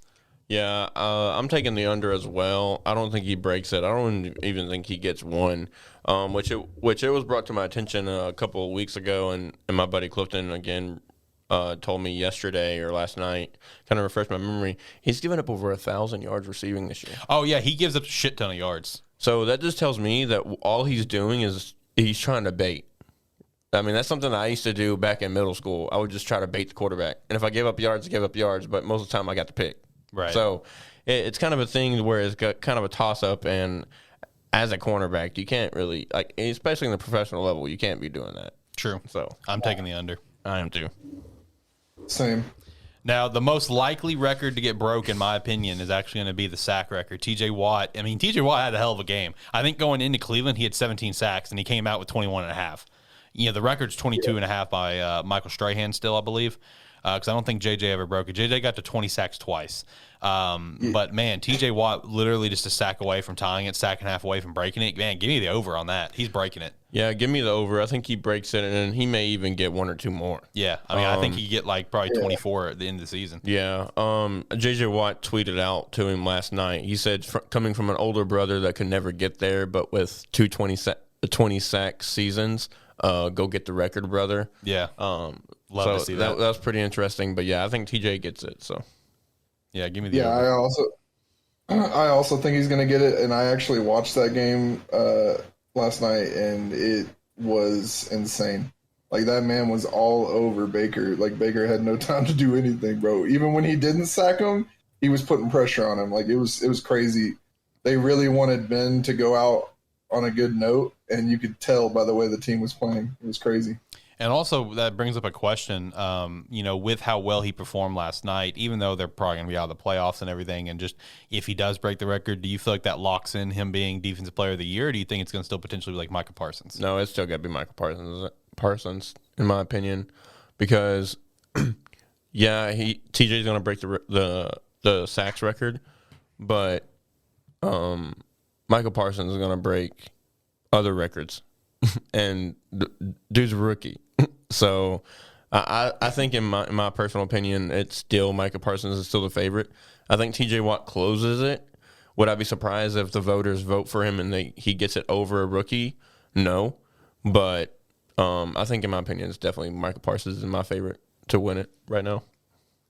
You want to know the Vegas odds? I just pulled it up because I was curious because I haven't looked at it. I'm sure TJ Watt's the favorite. He is. Minus 350. What's Michael at? Plus 200. Wow. And then Aaron Donald is plus 800. Myles Garrett's plus 2,000. And Trayvon is plus 3,300. So, Now, still talking about Jonathan Taylor that we did earlier. He's currently sitting at 18 TDs. Do you think he could possibly get past 20 TDs? I mean, that's obviously not a record, but I mean, it's still a personal accomplishment. Do you think he could grab that? Oh yeah, I think so.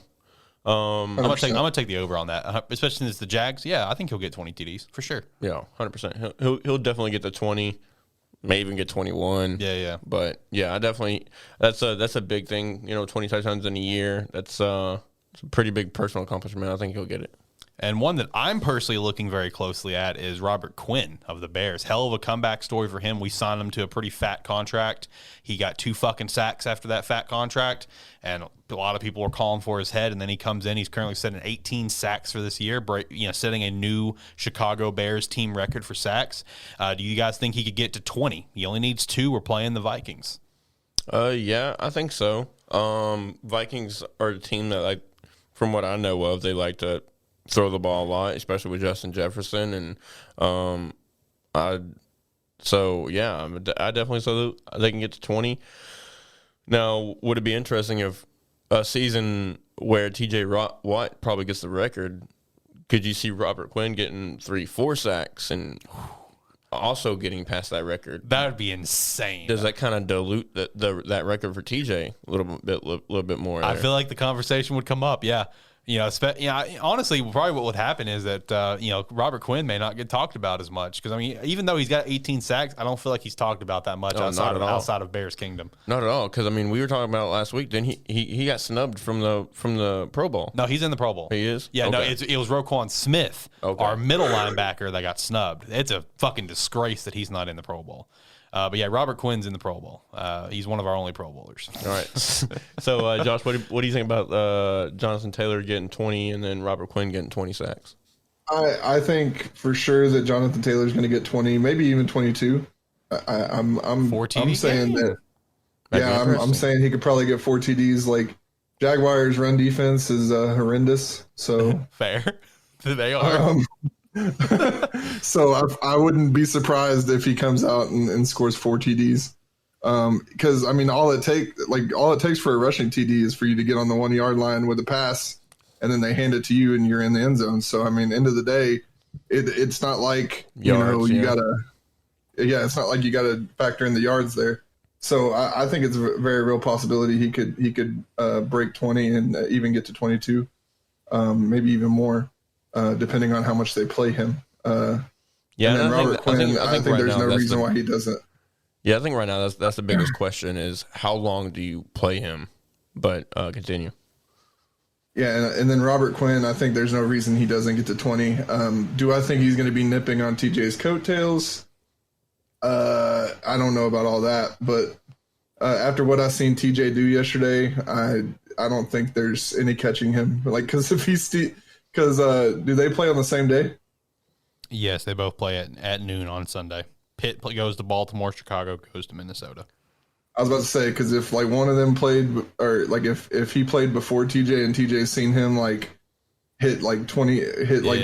start nipping on his coattails, he'd probably be like, all right, fuck this, I'm destroying this quarterback right now. But see, you gotta think though, coming into this weekend, Robert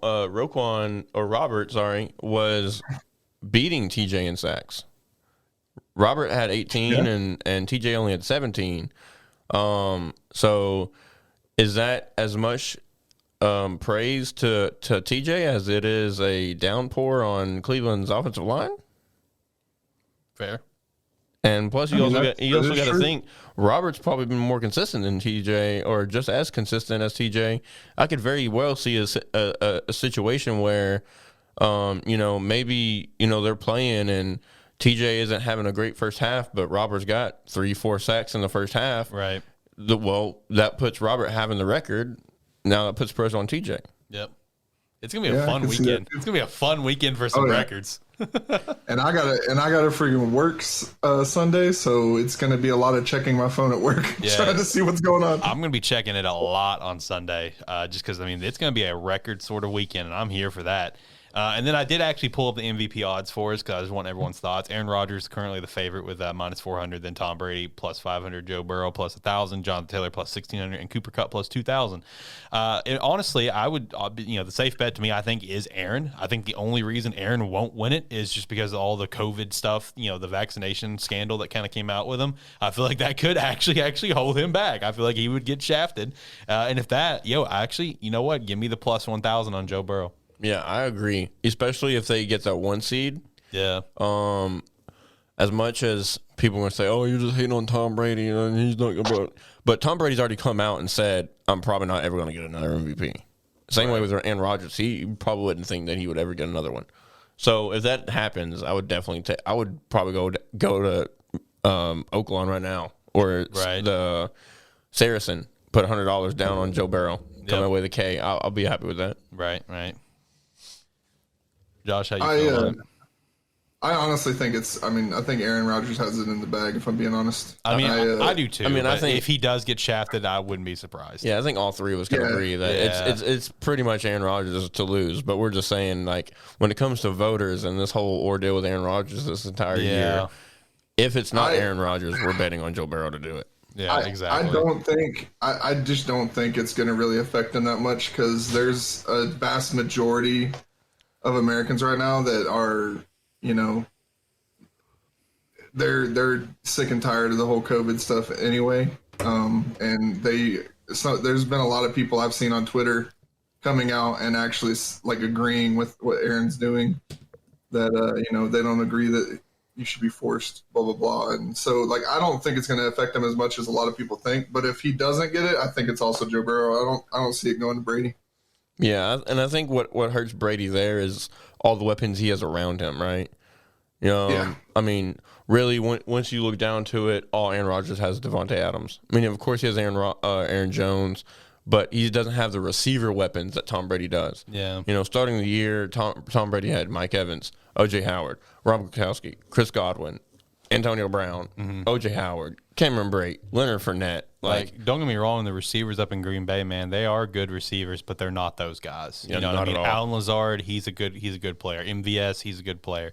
Randall Cobb, he's still a reliable player. I'm not going to call him a great player. His time's kind of passing, but he's still reliable.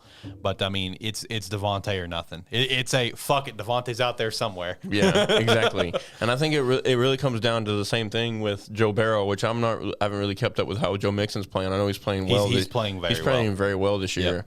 I don't know if he's on the caliber of Aaron Jones or anything, or where's his yards or anything, but again, it's the same thing with Joe Burrow. It's kind of a thing Jamar Chase is down there somewhere. Yeah, but he's also got T. Higgins. Got T. Higgins too, and and Boyd's kind of dropped a little bit, but T. Higgins and Jamar's really stepped up. Oh, 100%. I mean, and when you have a rookie receiver going for 1,500 yards in a season, I mean that's pretty impressive. So. It is. A couple little pieces of news I want to shout out is Michael Gallup with the Cowboys. He did tear his ACL this past weekend. Big T's and P's there, especially since the guy was being set up to be a free agent. And this late in the year, have a tear like that, man, that's going to be a fucking killer for him. And then the Giants waived former first-rounder of the Titans, Isaiah Wilson, from their practice squad. In my opinion, I was shocked to see Isaiah Wilson ever get another chance because that was the first-rounder from 2019, the tackle from Georgia, who never played for the Titans one time, didn't suit up for him once in his rookie year, and they cut him because he got fucking shit faced and was on top of a car and dancing or some shit. Big dumbass rookie mistakes. I'm surprised he even got another chance with the Giants on a practice squad, but he got waived, so probably won't see him again, but we'll see.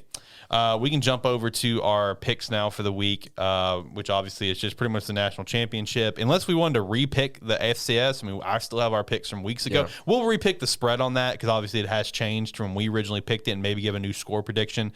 But, I mean, our original prediction a few weeks back, I'm pretty sure you had Montana State and I had North Dakota State. Even though I think North Dakota State's going to win, I said strictly to tie up the picks. I'm going to go with Montana State, and I still stand by that. Okay.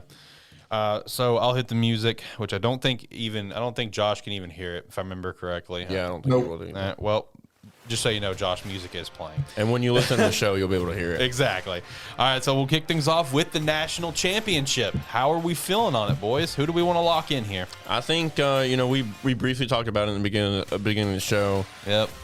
I just don't think Georgia's there, man. I think they cut it down. I think it gets a little closer than what the SEC championship is, but I think at the end of the day, it's going to be real tied, and they're going to be going back to back. I agree. I'm rocking with Alabama on this one. I think they got the dub. What about you, Josh? Like I said earlier, and I stand by what I said, I think Georgia is going to come out with a vengeance, and they're going to try and run it back on Alabama, and I think they're going to succeed this time, so I'm going Georgia. I like it. Now, we do have one more bowl game that is being played literally tonight when we are recording. Do we want to recall this? It is the Texas Bowl with LSU and Kansas State. I'm asking because me and you are one game apart. I'm one game ahead of you. And all three of us, me, you, and Tyler, all picked LSU. Are we wanting to kind of rethink some things? How you feeling? You still think LSU's got a guy? Because, I'll be honest, I don't mind a flip. I feel like Kansas State can do this. I don't mind flipping either. Okay. I don't mind flipping. So whatever you're going with, I'll go the opposite just for picks, just for controversy. Okay.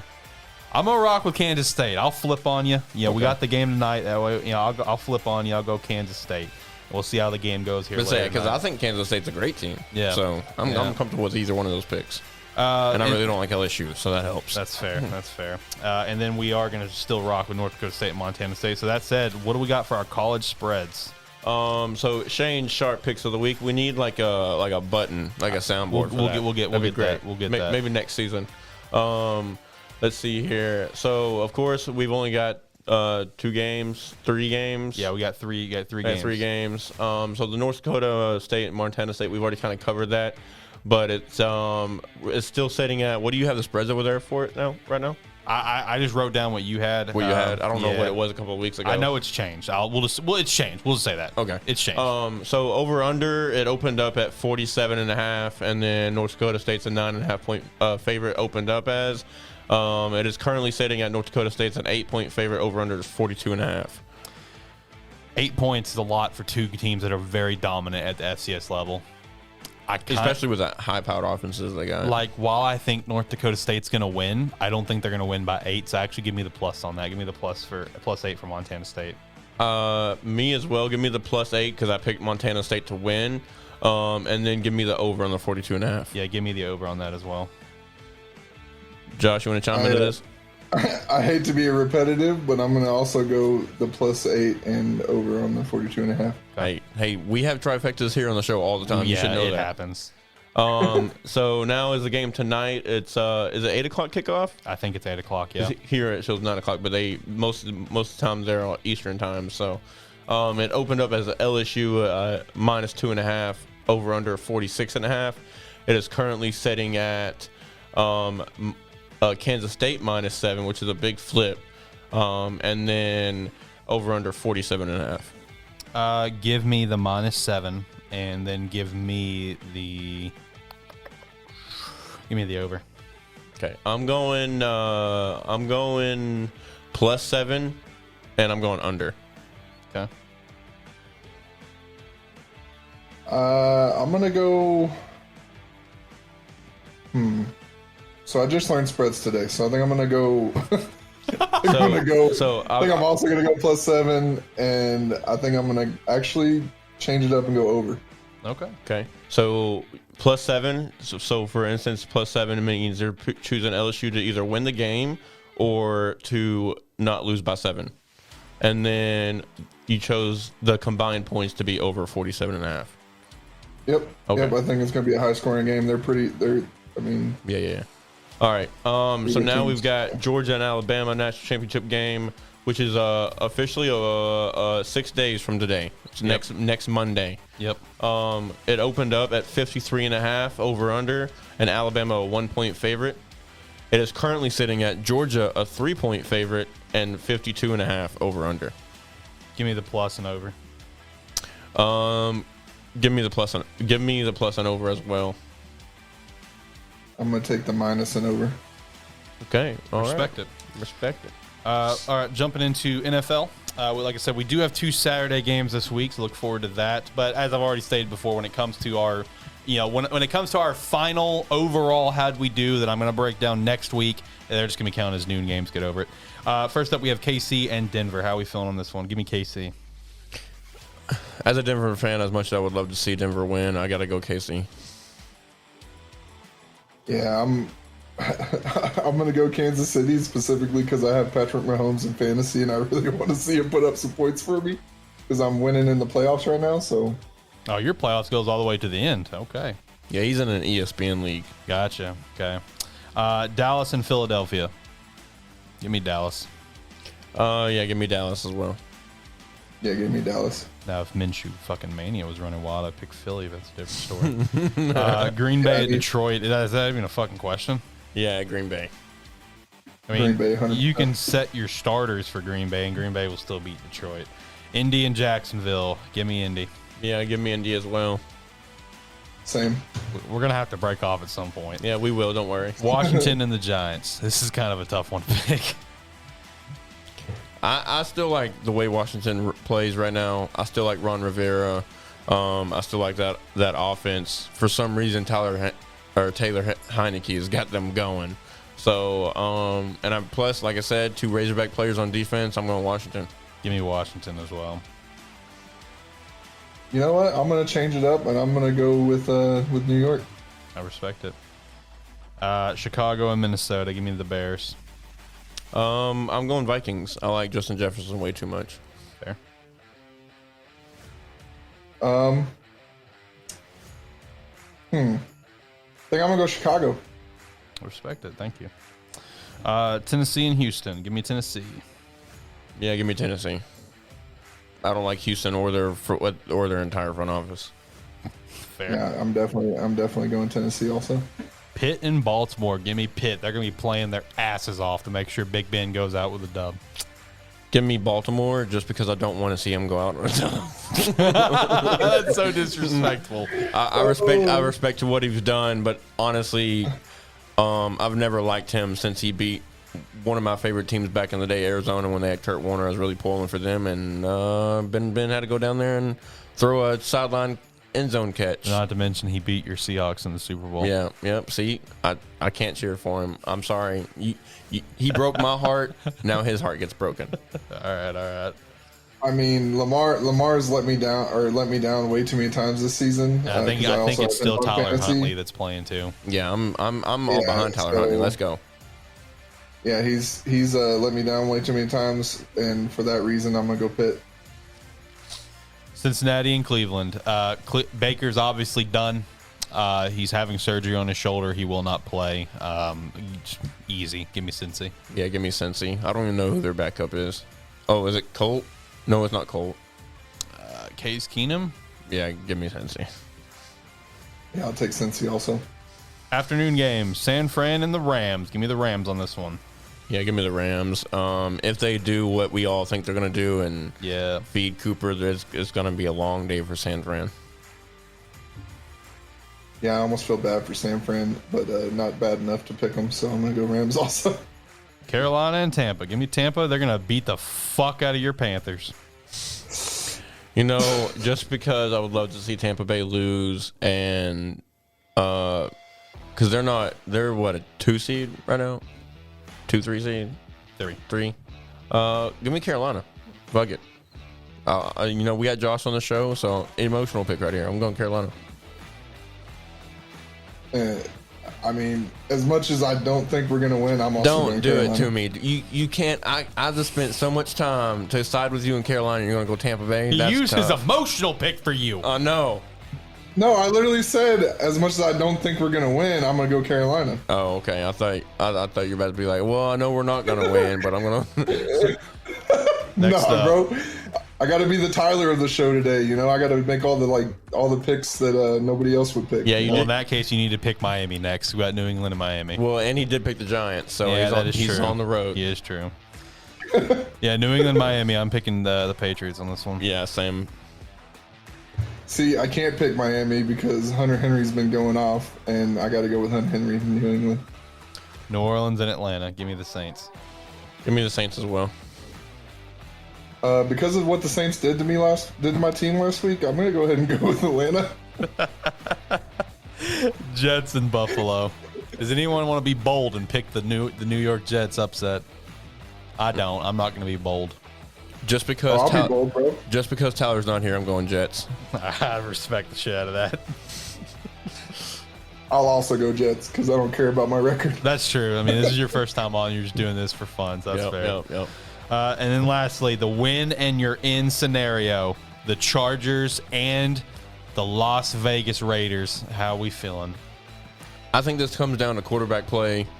And honestly, on the defensive side, I trust Joey Bosa over, or not Joey. It's yeah, it is Joey Bosa. It is Joey? That's the Bosa for the Chargers. Okay. So I trust Joey Bosa and what's his name, Darwin James or something. Derwin James, yeah, back there at safety. Oh yeah, defense more than I trust the Raiders defense, and I trust Justin Herbert more than I trust Derek Carr. So I'm going Chargers.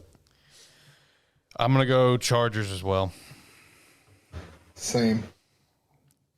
And that is all of our picks. For the terrible fantasy league, shout out to Nate with his team Stafford Infection. He's been the team all season long. He did win the championship.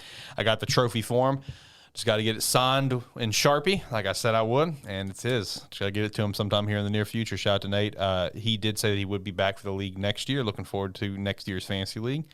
Boys, what's for dinner or not? What are we doing? Wait, no, we still got to do NFL spreads, right? Still got to do spreads. Hit the music again. I'm sorry. No, you're good. I got food on the brain right now, bro. Yeah, We're at I can hour tell. 40. See, I'm not as hungry this week because I got my Cheez-Its next to me. So Bastard. All right, let's hit these spreads. Let's do it. Before the show.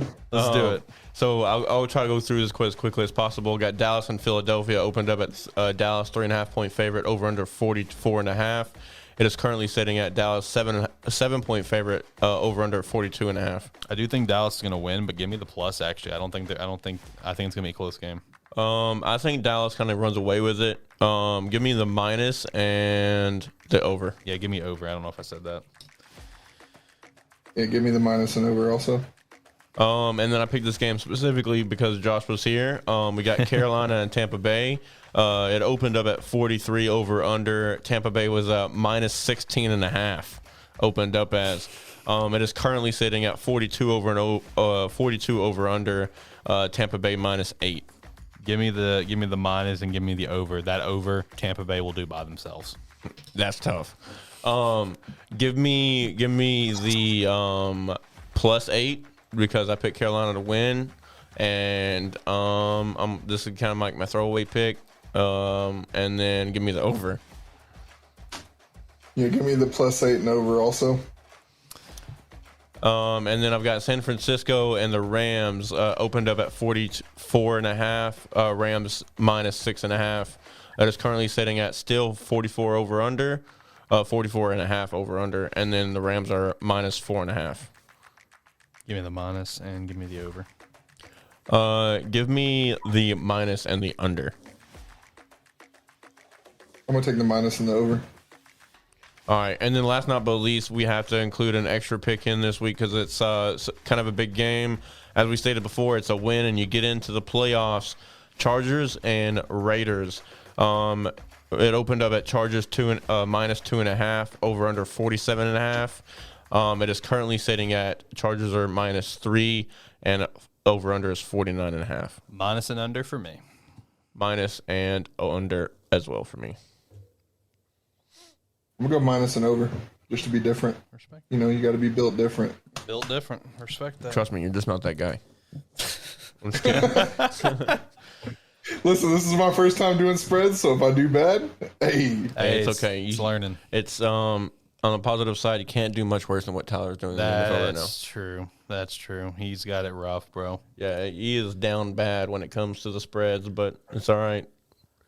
Hey, me and Tyler are about the same when it comes to picking stuff. I mean, you know me long enough for that. Like, Yep. I will pick the underdog all day long. All right, so so you covered that Jimmy, right?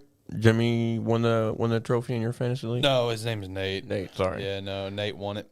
Well, let's I'll kind of plug this in real quick. Josh here, coming into his playoffs in fantasy, he was 5-8. He was bottom of the league.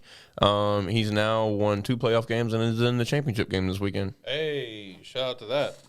So he's got a big weekend ahead of him in fantasy. Me, I have officially dropped out of everything and retired from both of my leagues. So no information, no, you're not going to get any tips from me. So Yeah, he gave me a tip this last week, and I'm not gonna say it was a bad tip, but it kind of was.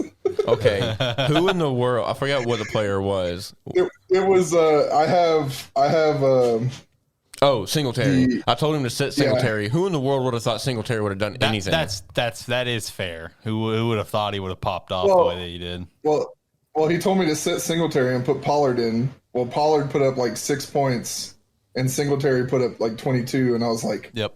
Well, and I literally barely won this round by like 2 points. Look, I expected Pollard to do between 6 and 10, but I would have expected Singletary to do like 4. Yeah, I would have expected 4.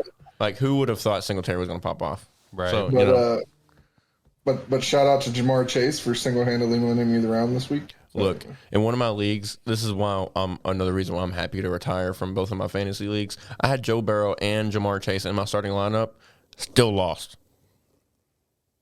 That's rough. Yeah. Anyways, what's for dinner? I'm probably gonna have a box of cheeses over here. Breakfast pizza for me. Breakfast pizza. That sounds good as hell. Yeah. Got them at Walmart for $7. Oh shit. Yeah, over in the deli. I didn't know about it till John told me last Game Static episode. He's like, "Yeah, I got breakfast pizza at Walmart for $7." I'm like, "Excuse me? Sign me up." I literally went to go pick it up. My mom's at Rib Crib tonight, working, and she's gonna bring me some sliced brisket and sliced chicken and sliced turkey. Love me some Rib Crib, man. I've only had it one time. Got food poisoning. Haven't been back. That's fair to not go back then. Yeah. It could just be that location though.